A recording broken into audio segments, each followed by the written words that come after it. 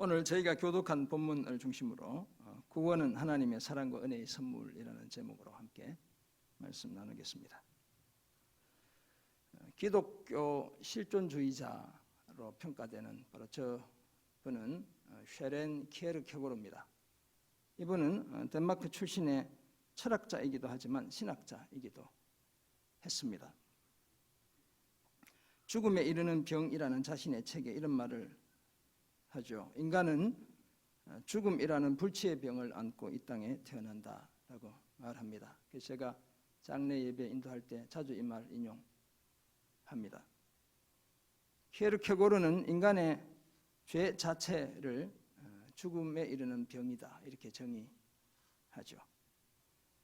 그에 따르면 하나님에 대해 아무런 관심도 없을 뿐더러 심지어 하나님을 적극적으로 거부하는 인간의 반항적 상태가 바로 죄입니다. 그는 또한 그런 인간의 절망적인 상태를 불안의 개념이라는 책에서 불안으로 묘사했고요. 그것 또한 우리가 본질적으로 안고 살아가는 그 불안 또한 죄에서 비롯되는 것이다 라고 말했습니다.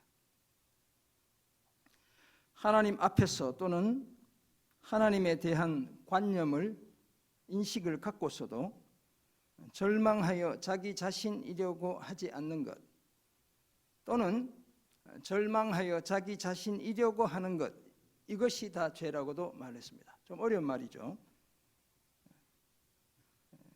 제가 이해한 바를 설명하면 죄에 빠진 인간이 자신의 절망적인 상태를 부인하는 것 또는 절망적인 상태에 놓여 계속 살아가는 것 그것이 죄다 이렇게 말한 것입니다. 이처럼 하나님을 거역하는 인간의 죄는 인간을 불안과 절망 속에 살게 하고 결국 죽음에 이르게 하고 맙니다. 오늘 저희가 교독했지만 성경도 모든 인간이 허물과 죄로 죽었다고 말씀하고 있죠. 모든 사람이 죄를 지었고 그 누구도 하나님의 영광에 이룰 수 없게 되었습니다. 한 번 죽는 것 사람에게 정해졌죠. 죽음이라는 운명을 타고 태어난다 이렇게 이해하시면 되겠습니다. 그리고 그 후에는 심판이 있습니다. 죄로 인해 사람은 자신의 구원과 관련해서 전적으로 무능력하고 무기력한 상태로 전락했습니다. 전적으로 타락했기 때문에 스스로 구원에 이룰 수 없게 되었고요. 구원받을 만한 그 어떤 자격 또는 자질 남아있지 않게 되었습니다. 사랑의 하나님으로부터 구원이 시작되지 않았다면 도저히 다시 살아날 수 없는 그런 처지에 우리가 놓이게 되고 만 것이죠. 오늘 본문 에베소서 2장 1절 10절은 그런 인류를 향한 하나님의 큰 사랑과 구원의 은혜에 대해 말씀하고 있습니다. 우리 하나님은 허물과 죄로 죽었던 우리를 그리스도와 함께 살리셨습니다. 그리스도와 함께 일으키셨고 함께 하늘에 앉게 해 주셨습니다. 사도 바울이 오늘 함께라는 단어를 강조하고 있어요. 뒤에서 우리가 보게 될 겁니다. 하나님의 구원의 은혜의 풍성함을 오는 여러 세대에 나타내기를 원하셨기 때문에 그렇습니다. 하나님의 구속적 사랑과 구원의 은혜를 통해 오는 여러 세대를 계속 구원하시기를 기뻐하셨기 때문인 것이죠. 이런 사실을 전하는 오늘 본문을 통해 우리는 다음과 같은 몇 가지 사실을 함께 발견하고 함께 은혜 나누겠습니다. 먼저 전에 우리는 허물과 죄로 죽었습니다. 바로 그런 존재였었습니다. 두 번째 사실은 하나님의 사랑과 은혜 때문에 구원받았습니다. 오늘 바울은 큰 사랑, 풍성한 은혜 이렇게 표현하고 있습니다. 그 사랑과 은혜 때문에 우리가 구원을 선물로 받게 된 것이죠. 그리고 세 번째, 그렇다면 구원받은 우리는 선한 일을 행해야 합니다. 그 사실을 오늘 본문이 우리에게 말씀해주고 있습니다. 앞선 단락에서 성도들을 위해 기도하던 바울은 이제 허물과 죄로 죽었던 성도들의 구원을 위한 하나님의 큰 사랑과 풍성한 은혜에 대해 말하고 있습니다. 바울이 이런 말을 하는 이유는 무엇일까요? 바울 자신이 철저히 그 사랑과 은혜에 붙들려 살았기 때문에 그런 것입니다. 평생을 그 사랑과 은혜의 힘으로 살아왔기 때문에 그런 것이죠. 그래서 그 사랑과 은혜를 사랑하는 에베소 교회 성도들의 가슴 깊이 각인시켜 주기 원했던 것이죠.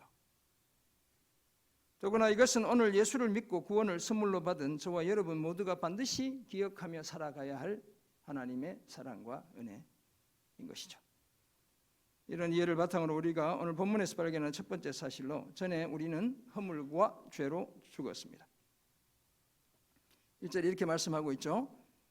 그는 허물과 죄로 죽었던 너희를 살리셨도다. 헬라어 성경에는 1절에 그라는 말과 살리셨다는 말이 등장하지 않습니다. 이제 헬라어는 동사가 이제 3인칭 단수로 표현하면 주어가 없더라도 이제 주어가 있는 것처럼 간주되는데, 살렸다는 말 자체가 1절에 등장하지 않아요. 5절에 가서야 등장하게 되는 겁니다. 그래서 영어 성경 보면 너희에 대해서 말하자면 너희는 허물과 죄로 죽었다. 사도 바울이 이렇게 단정적으로 이야기하는 거예요. 그냥 허물과 죄로 죽은 존재야 니네들은, 이렇게 이야기하며 시작하고 있죠. 허물은 하나님이 정하신 한계를 벗어나는 것을 지칭하고, 죄는 적극적으로 잘못을 범하는 것을 가리킵니다. 그리고 허물과 죄로 죽었다는 것은 하나님을 떠난 인생의 절망적인 상태를 나타내고 있는 겁니다. 사도 바울은 계속해서 그때의 너희는 그 가운데서 행하여 세상의 풍조를 따르고 공중의 권세를 잡은 자를 따랐는데 곧 지금 불순종의 아들들 가운데서 역사하는 영이라고 말합니다. 이전에 성도들은 세상의 풍조, 시대의 사조를 따르며 세상의 방식대로 살아왔습니다. 우리가 예수 믿기 전에 다 그렇게 살아왔어요. 예수를 믿으면서도 그렇게 살아가는 분들이 적지 않아요. 그것이 우리의 어떻게 보면 작은 불행이고 아픔인 것이죠. 공중의 권세를 잡은 자, 그 악한 영, 누굴 가리킵니까?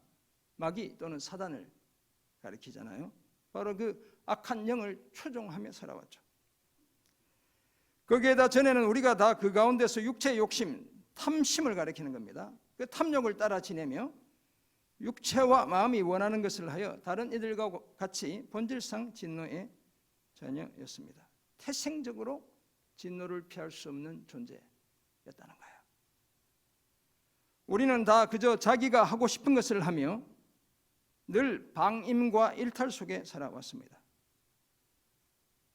내가 하고 싶은 말, 내가 하고 싶은 것 마음껏 하며 살아왔죠.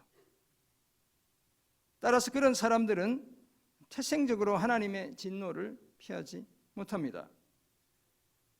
제멋대로 사는 인생, 잠시는 즐겁죠. 뭐 되는 것 같기도 하죠. 때로는 멋있게 보이기도 합니다. 그러나 그 끝은 반드시 파멸입니다. 죽음이죠. 우리가 중독에 빠지게 되면 그 첫맛은 너무 달콤하잖아요.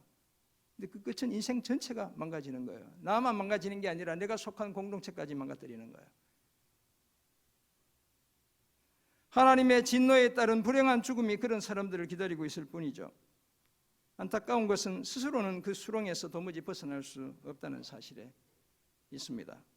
이런 인류의 상태, 이제 칼빈의 5대 교리에서 첫 번째, 전적 타락한 상태다, 이렇게 말하는 겁니다. 사랑하는 성도 여러분, 이처럼 허물과 죄로 죽었던 우리는 지난날 다 각자의 욕심을 따라 살아왔습니다. 내 인생을 내 것이라 여기며 내 마음대로 해왔죠. 그렇지 않은 분, 제가 2부에 한 분 좀 있을 거라고 얘기했는데 3부는 더 거룩한 분들이 많으면 2분은 있을지 모르겠어요.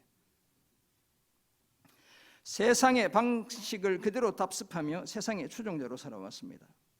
예수님은 더 엄하게 말씀하시죠. 더 비관적으로 말씀하시는데요. 요한복음 8장 44절을 보면 우리는 다 거짓말쟁이요 거짓의 아비였던 마귀에게서 났대요. 그 아비의 욕심대로 행하며 살았던 존재가 바로 저와 여러분이라고 주님이 말씀하고 계신 거예요. 물론 때로는 자기 만족을 얻기도 하고 자기 과시도 가능했습니다. 나는 그래도 너와는 달라. 적어도 너 같은 인간은 아니야, 뭐 이렇게 생각하며 살아왔죠. 높은 자존감과 도덕적인 차별성을 부각시키며 나름 의미 있는 삶을 살았을지도 모르겠습니다. 사람들로부터 참 성실하다는 얘기도 들어오기도 했겠죠. 이 중에 대부분은 그럴 것이다, 이렇게 제가 믿고 싶어요. 법 없이도 살 만큼 착하고 정직하다는 그런 얘기도 자주 들으며 살아왔을 거예요. 그럼에도 불구하고 저와 여러분은 우리 각자의 구원과 관련해서는 전적으로 무능력하고 무기력한 존재였습니다. 긍휼이 풍성하신 하나님의 큰 사랑과 그 은혜의 지극히 풍성함이 아니었다면 우리는 다 각자의 허물과 죄 때문에 영원히 죽을 수밖에 없는 그런 존재였죠. 우리 자신에 대한 이런 자각에서부터 하나님의 사랑과 은혜가 본격적으로 시작되는 겁니다. 어둠이 빛을 밝게 하는 것처럼 저와 여러분의 절망적인 상태에 대한 자각이 분명해야 하나님의 그 사랑과 은혜가 얼마나 크고 위대한지 제대로 깨닫게 되는 거예요. 나는 허물과 죄로 죽은 존재였다는 사실을 인정해야 하나님의 구속적 사랑과 구원의 은혜가 우리 가슴 속에 제대로 자리 잡기 시작하는 겁니다. 우리가 아무것도 할 수 없었기에 사랑이 하나님으로부터 시작되었습니다. 그래서 그 사랑은 전적으로 하나님의 은혜인 것입니다. 허물과 죄로 죽었던 우리의 절망적인 상태를 인정하고 하나님의 큰 사랑과 구원의 은혜 속에 살아가는 우리 모두가 되기를 주님의 이름으로 축원합니다. 아멘. 오늘 본문에서 발견하는 두 번째 사실로 하나님의 사랑과 은혜 때문에 구원을 받았습니다. 우리는 태생적으로 진노를 피할 수 없는 자녀였지만 긍휼이 풍성하신 하나님은 큰 사랑으로 우리를 사랑해 주셨습니다. 4절이 그 사실을 말씀하죠. 긍휼이 풍성하신 하나님이 우리를 사랑하신 그 큰 사랑을 인하여, 이게 바울의 마음이 읽혀져요. 하나님을 향해 긍휼이 풍성하다고 얘기하시고 우리를 사랑하시는데 뭘로 사랑하신다고요? 큰 사랑으로 사랑하신대요. 여기서 긍휼은 자비 또는 동정을 뜻합니다. 하나님은 그런 긍휼이 풍성하신 분이시죠. 이 풍성하다는 말 영어로 번역하면 rich입니다. 부자라는 거예요. 긍휼이 창고에 가득하다는 거예요. 긍휼을 아끼지 않는 분이시죠. 죄와 허물로 죽은 우리의 처지를 동정하시고 한없이 불쌍히 여겨주시죠. 그런 하나님이 큰 사랑으로 성도들을 사랑하셨어요. 많이 사랑하셨고 넘치도록 사랑하셨어요. 팀켈러 목사님의 말을 잠깐 빌리면 이것저것 따지지 않고 흥청망청 사랑해 주신 거예요. 그 사랑의 결과를 5절이 말씀하고 있는데요. 허물로 죽은 우리를 그리스도와 함께 살리셨고 너희는 은혜로 구원을 받은 것이라. 아멘. 앞에 1절에서 허물과 죄로 죽었다는 사실을 이야기했죠. 이제 5절에서 이 내용이 같이 연결되고 있는 겁니다. 허물로 죽은 우리를 누구와 함께 살리셨다고요? 그리스도와 함께 살리셨대요. 그러니까 바울이 갈로석에, 이건 이제 후대에 아마 성경을 읽는 사람들이 말한 것일 수도 있는데요, 이 사실을 생각해 보니까 이게 은혜로 구원받은 것이구나, 이런 생각이 드는 거예요. 그래서 이 갈로석에 이 내용이 들어 있습니다. 너희는 은혜로 구원을 받은 것이라. 오직 하나님의 은혜로 구원을 받았죠. 그리스도와 함께 살아나는 일에 있어 우리가 한 일은 그렇다면 아무것도 없습니다. 그런데 하나님의 사랑과 은혜는 이것이 전부가 아니죠. 허물로 죽은 우리를 그리스도와 함께 살리신 하나님께서 그리스도와 함께 일으키셨고 그리스도 예수 안에서 함께 하늘에 앉게 해 주셨습니다. 함께 살렸다 할 때도 이게 영어로 이제 숨이라면 썸이라죠. 썸, 이제 헬라어로는 숨인데요. 썸은 합계라는 뜻도 있고 함께라는 뜻도 있고 이렇잖아요. 그래서 우리가 이제 엑셀 이런 가면 썸 누르면 이렇게 합산이 되고 이렇게 하잖아요. 이게 이제 헬라어에서 온 건데요. 함께 살렸다는 말에는 사실 세 단어가 사용되고 있어요. 그러니까 썸이라는 수라는 단어가 사용되어 있고요. 그다음에 살다는 말은 자오거든요. 그다음에 만들다, 뭐 하게 하다는 포이에오예요. 그래서 세 단어가 함께 사용되겠어요. 함께 살게 만드셨다. 그러니까 절대적으로 하나님이 하신 일이라는 사실을 사도 바울이 전하고 싶어요. 함께 살게 하신 하나님께서 그리스도와 함께 일으키셨다. 일으키다는 단어 앞에 숨이라는 단어 접두가 붙어 있어요. 그래서 함께 일으키셨다라고 얘기하고 있고, 그리스도 예수 안에서 함께 하늘에 앉게 하셨다 이렇게 얘기하잖아요. 함께 앉게 하셨다는 그 앞에도 숨이라는 접두어가 붙어 있어요. 바울이 세 개의 동사 앞에 계속 함께라는 단어를 붙이며 하나님이 우리를 예수와 함께 살게 하시고 함께 일으키시고 함께 앉게 해주셨다는 사실을 강조하고 있어요. 함께 살리시고 함께 일으키신 다음 함께 앉게 해주셨는데, 그것도 예수님과 함께 앉았으니까 뭘 하는 거예요? 왕노릇 할 수 있게 해주셨다는 거예요. 성경은 성도들이 1000년 동안 그리스도와 더불어 왕노릇 할 것을 분명히 밝히고 있죠. 이 더불어라는 말 좀 다른 단어가 사용되는데 메타, 위드라는 뜻이거든요. 숨이라는 단어와 같은 의미예요. 믿음의 세례를 통해 그리스도의 죽음과 부활에 연합한 성도들에게 주신 하나님의 엄청난 구속적 사랑과 구원의 은혜이죠. 이어지는 7절에 따르면 하나님께서 이렇게까지 구속적 사랑과 구원의 은혜를 베푸시는 목적이 소개되고 있어요. 이는 그리스도 예수 안에서 우리에게 자비하심으로써 그 은혜의 지극히 풍성함을 오는 여러 세대에 나타내게 하려 하심이라. 두 가지를 크게 말하는데요. 우선은 하나님께서 그리스도 예수 안에서 우리에게 자비하셨대요. 이 자비는 앞에서 얘기한 긍휼과는 좀 다른 개념의 친절을 가리키는 거예요. 친절함. 하나님이 한없이 우리에게 친절을 베푸셨다 이렇게 이야기하고 있고요. 둘째는 나아가 그 은혜의 지극히 풍성함을 오는 여러 세대에 나타내시기 위해서 은혜를 베푸셨다고 말하고 있어요. 이 나타내다 말은 쇼잉하다 이런 뜻을 갖고 있어요.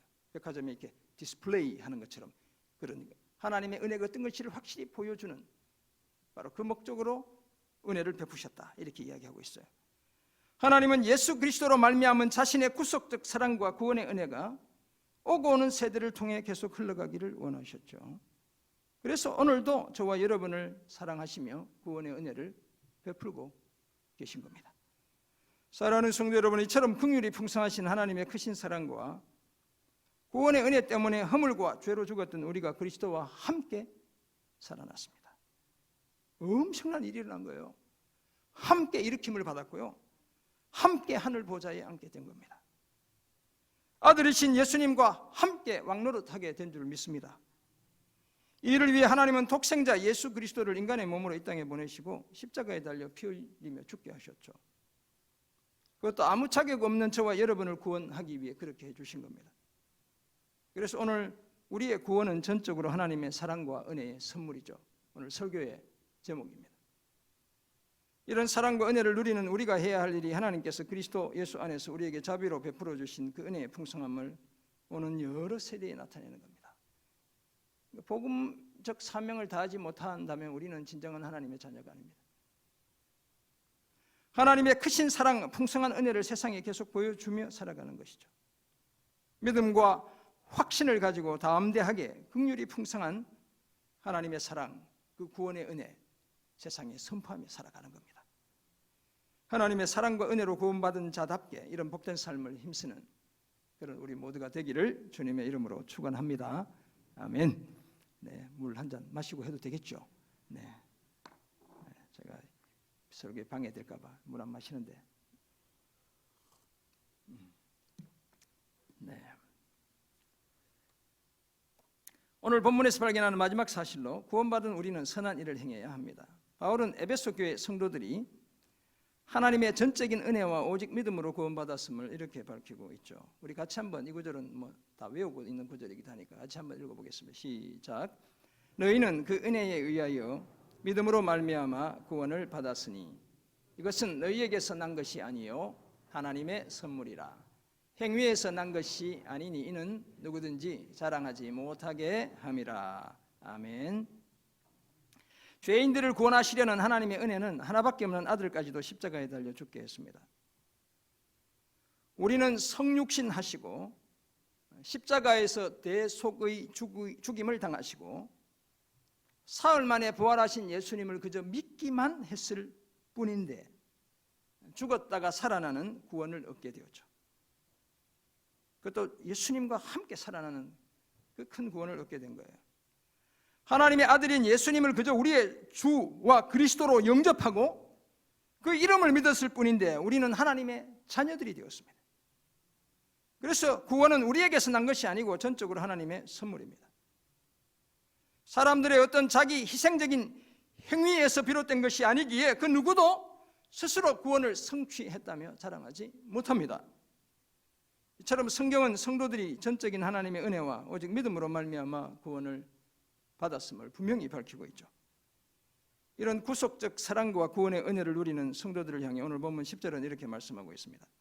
우리는 그가 만드신 바라 그리스도 예수 안에서 선한 일을 위하여 지으심을 받은 자니 이 일은 하나님이 전에 예비하사 우리로 그 가운데서 행하게 하려 하심이니라.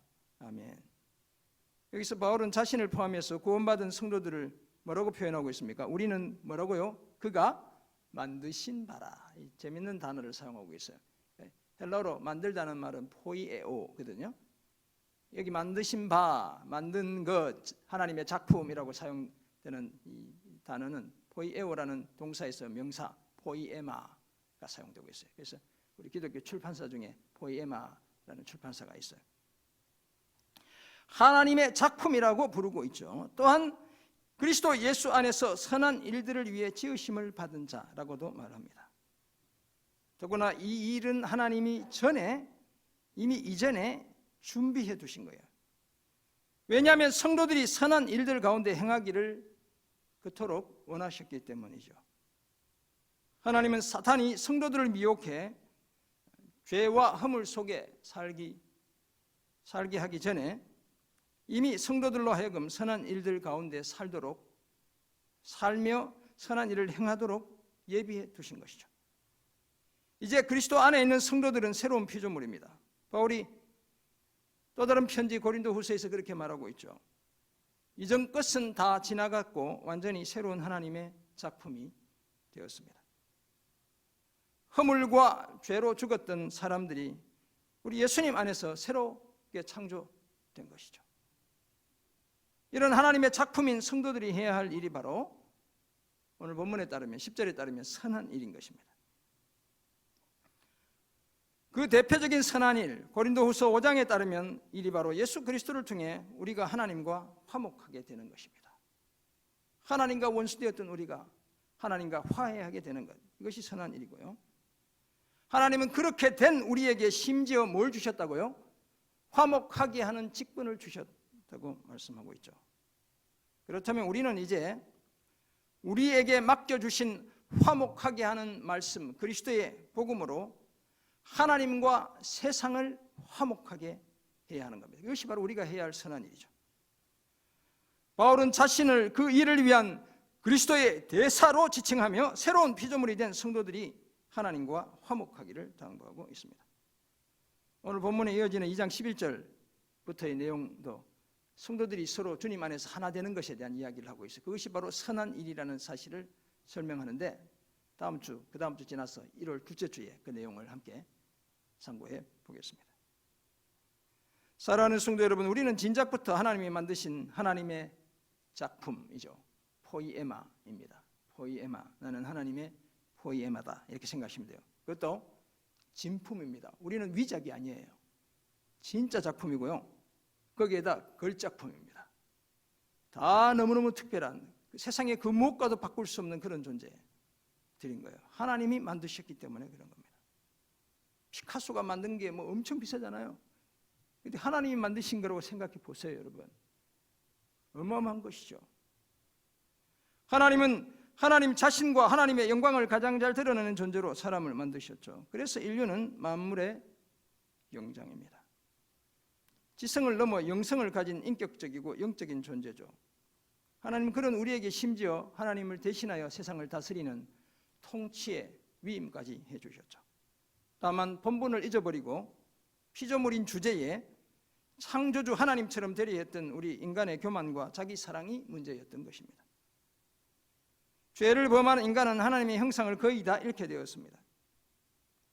그 잃어버린 하나님의 형상을 다시 회복시켜 주시려는 하나님의 경륜이 바로 예수 그리스도의 탄생, 성육신과 주님의 십자가인 것이죠. 그 경륜을 통해 오늘 우리는 그리스도 안에서 새롭게 지음을 받은 하나님의 걸작품이 되었습니다. 그것도 선한 일을 위해 지음을 받았죠. 선한 일들 가운데 머물며 그 일들을 행하며 살도록 지음받은 겁니다. 이런 사실을 아는 우리는 이제 기회 있는 대로 복음을 전할 뿐만 아니라 지난 금요일 저녁에 우리가 함께 말씀 묵상했죠. 갈라디아 6장 1절 20절. 기회 있는 대로 모든 사람에게 착한 일을 해야 하고요. 더욱 믿음의 가정들에게 그리해야 합니다. 선을 행하면서 낙심하지 않아야 하고요. 끝까지 포기하지 않으면 하나님이 주시는 보상이 우리를 기다리고 있는 줄 믿습니다. 그렇다면 사랑하며 섬기는 일을 계속해야 합니다. 이해하고 양보하는 일 늘 힘써야 되죠. 함께 아파하고 함께 울어주는 일 멈추지 않아야 되겠습니다.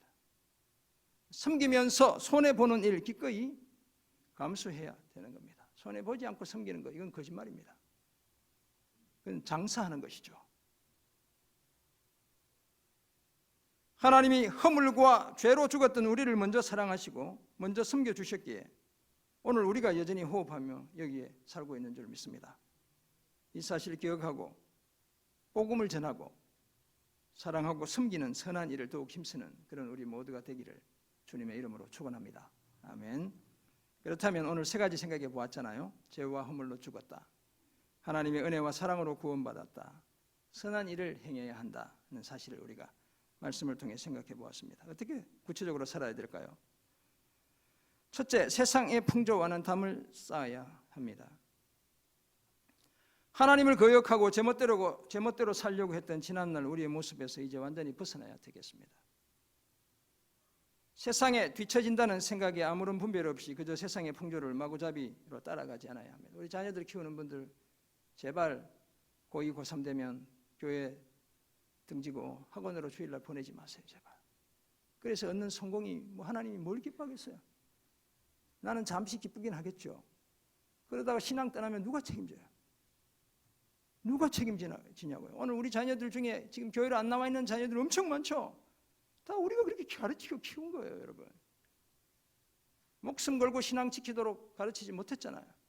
그래서 그런 자녀들이 되는 거예요. 위기 때는 뭐 교회 안 와도 되고, 이 하고 싶은 거 먼저 해도 되고, 그럼 앞으로 인생을 그렇게 사는 거죠. 세상에 뒤처진다는 생각에 아무런 분별 없이 그저 세상의 풍조를 마구잡이 따라가지 않아야 합니다. 주일날 공부 안 해도 하나도 안 해도 이렇게 목사하잖아요. 저희 아내 하나도 공부 안 해도 서울대 나왔어요, 여러분. 제가 자랑하는 우리 처남 주일날 하나도 공부 안 해도 서울대 의대 나왔다고요, 여러분. 그래야 하나님이 좋아하시지 않을까요, 여러분? 육체의 욕심대로 살고 내 마음이 원하는 것 하는 것이 얼마나 위험한 일인지 잘 알아야 합니다. 하나님 없는 우리의 모든 시도는 결국 하나님을 대적하는 것이죠. 세상의 풍조는 다 그런 것입니다. 허물과 죄에 빠져 죽음에 이르게 할 뿐이에요. 제가 그래도 감사한 게 우리 아들, 딸들이 주일 예배를 열심히 지키고 물질 생활을 한다는 게 얼마나 감사한지 몰라요. 좀 더 열심히 했으면 좋긴 하겠지만 그래도 조금 따라 한다는 것 자체가 얼마나 다행인지 모르겠어요. 그러지 않은 자녀들이 얼마나 많아요. 시집 장가 보냈더니 지멋대로 살아요. 그게 뭐예요, 그게? 키운 보람이 어디 있어요? 그러므로 우리는 세상의 풍조, 곧 하나님 없는 문화와 그 문화가 빚어내는 세계관, 가치관과는 담을 쌓고 살아가야 하는 거예요, 여러분. 하나님이 원하시는 거룩하고 의롭고 순결한 삶, 그리스도의 복음이 제시하는 자기 희생적인 사랑의 삶을 더욱 힘써야 될 줄 믿습니다. 지는 것이 이기는 것입니다, 여러분. 죽는 것이 사는 것이죠. 그것이 복음의 가치입니다. 그 가치 붙들고 살아야 되는 거예요. 제가 요즘 흔들리니까 저희 아내가 아무 생각하지 말고 평소 살았던 대로 살래요. 자기가 다 책임진다고. 얼마나 감사한지 몰라요. 그래야 복음으로 세상이 변하겠죠. 우리의 이 구호, 교회의 비전 말로 될까요, 여러분? 복음대로 살아가는 사람들이 모여야 그런 일들이 일어나게 되는 거예요. 두 번째 적용점, 선한 일은 더욱 힘써야 되겠습니다.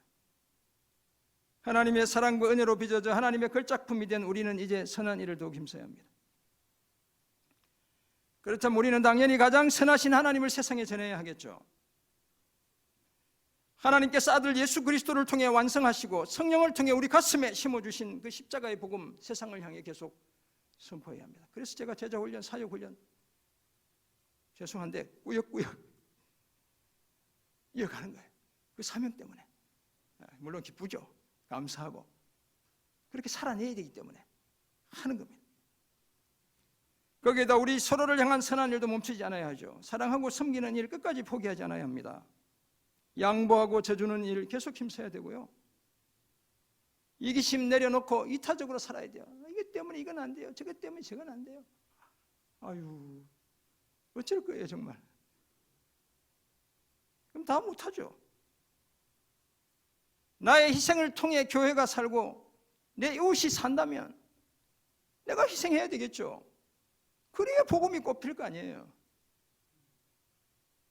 외로워하는 지체들 옆에 끝까지 있어 줄 수 있어야 하고요. 낙심한 지체들의 하소연 다 들어줄 수 있어야 합니다. 기꺼이 내 시간과 공간과 물질을 공유하며 사람을 살리는 선한 일 계속 힘쓰는 우리가 되어야 할 줄 믿습니다. 아멘 많이 안 하셔도 괜찮습니다. 속으로 하신 분 10명만 있으면 우리 교회가 뒤집어지는 거예요. 진짜 아멘하고 그렇게 사는 10분만 있으면 하나님이 소돔과 고모라도 그랬잖아요. 의인 10명이 없어서 그 도시가 망한 거예요. 리폼드 신학교의 총장인 조엘 비키는 자신의 책 칼빈주의에서 칼빈주의의 가장 큰 핵심은 하나님의 절대주권이라고 말합니다. 우리가 다 잘 아는 거예요. 칼빈주의 하면 튤립 얘기하잖아요. Total depravity, 전적인 타락, limited, 아니 unconditional election, 무조건적 선택, limited atonement, 제한 속죄, irresistible grace, 불가항력적인 은혜, perseverance of saints, 성도의 견인. 이게 이제 튤립이에요. 두 문자를 따서. 근데 사실 그것보다 더 칼빈이 얘기했던 기독교 강요를 통해 얘기했던 가장 큰 핵심은 하나님의 절대 주권입니다. 칼빈주의 5대 교리는 그 칼빈을 따르는 추종자들이 만든 교리예요. 여기서 주권은 통치를 뜻하죠. 그렇다면 하나님의 절대 주권은 하나님의 절대적인 통치를 가리킵니다. 따라서 하나님의 절대 주권이라는 이 말은 참 신이신 우리 하나님이 최고의 존재이자 왕이라는 사실을 나타내는 거예요. 이런 고백을 하는 사람이 진짜 칼빈주의자예요. 말로만 칼빈주의 얘기하는 사람 말고. 하나님은 모든 면에서 완전하신 분으로 모든 의와 거룩을 소유하고 계시죠. 모든 것을 자기 뜻대로 행하시고 은혜로우시고 전능하십니다. 하나님 우리 인간의 이해나 분석을 통해 제한되는 그런 분이 결코 아닙니다. 우리의 작은 이성으로 지식으로 하나님을 그 틀 안에 가두려고 하면 하나님이 엄청 싫어하시죠. 하나님은 생명의 주가 되시고 하나님의 뜻은 역사의 열쇠입니다. 따라서 하나님은 온 우주의 주권자이시죠. 하나님은 다른 모든 존재, 그 어떤 존재의 영향도 받지 않고 언제나 자유롭고 독립적으로 자신의 목적을 성취해 가십니다. 처음과 마지막이죠. 만물을 창조하시고 보존하시고 통치하시고 명령하십니다. 어마어마하신 분이죠. 이런 권력을 가졌다면 난리가 날 것 같죠. 우리한테 그런 권력이 주어지면 막 그냥 무소불위로 이렇게 살 것 같은데, 그럼에도 불구하고 우리 하나님은 전횡적이거나 독단적이지 않습니다. 우리 하나님 속에는 언제나 사랑과 은혜, 자비와 긍휼이 가득 차고 넘칩니다. 긍휼이 풍성하신 하나님이 허물과 죄로 죽은 저와 여러분을 사랑하셨죠. 그것도 큰 사랑으로 사랑하셨고 풍성한 은혜로 구원하셨습니다. 우리 주님의 성육신, 이 성탄과 십자가는 그 사랑과 은혜의 가장 명백한 증거들입니다.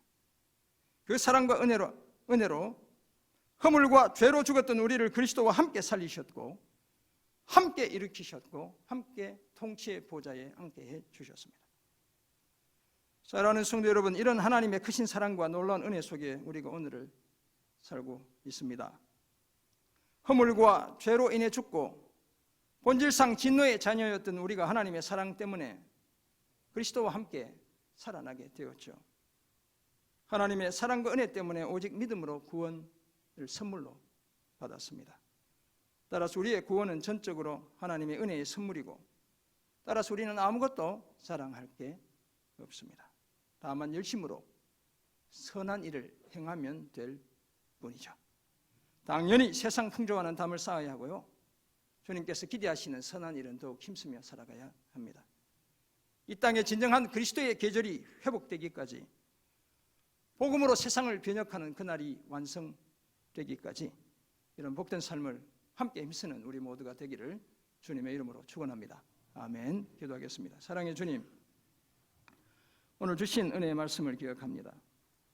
허물과 죄로 죽었던 우리, 그리스도와 함께 살려주신 것 감사드립니다. 함께 일으키시고 하늘 보좌 함께 앉게 하신 것 또한 감사드립니다. 이 은혜와 사랑 속에 살아가며 주님 늘 선한 일, 생명 살리는 그 일, 마음껏 사랑하는 그 일 늘 힘쓰며 아름다운 믿음의 공동체 이루어가는 저희들 다 되게 은혜 더해 주옵소서. 감사드리며 예수님의 이름으로 기도합니다. 아멘.